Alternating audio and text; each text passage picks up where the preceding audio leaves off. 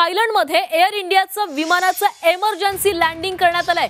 AI-379 विमानाचं emergency landing झालेलं आहे। बॉम्बची धमकी आल्यानंतर विमानाचं हे एमर्जन्सी लँडिंग करण्यात आलं। फुकेतहून दिल्लीला येणाऱ्या विमानात 156 प्रवासी प्रवास करत होते आणि या विमानामध्ये बॉम्ब असल्याची धमकी देण्यात आलेली होती। बॉम्बनं उडवून देण्याची धमकी देण्यात आली आणि त्यानंतर या विमानाचं एमर्जन्सी लँडिंग करण्यात आलेलं आहे।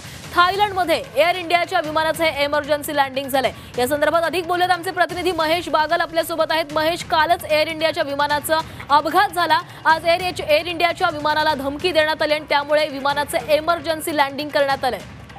नक्कीच थायलंडमधील फुकेट येथून दिल्लीला जाणाऱ्या एअर इंडिया 379 या विमानाचं एमर्जन्सी लँडिंग करण्यात आलेलं आहे।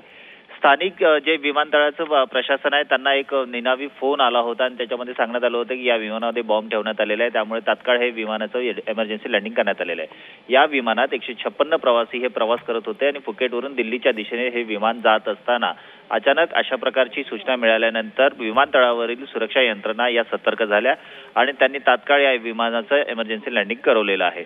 सध्या या ठिकाणी जे पोलीस प्रशासन आहे त्यांनी त्या ठिकाणी मोर्चा सांभाळलेला आहे। विमानाची कसून चौकशी तपासणी केली जात आहे आणि सर्व प्रवासी सुखरूप असल्याचं सूत्रांकडून सांगण्यात येत आहे।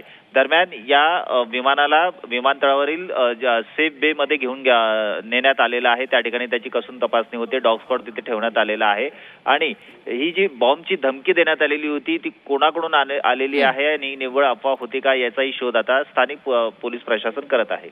नक्कीच धन्यवाद महेश, तुम्ही दिलेल्या सविस्तर माहितीसाठी।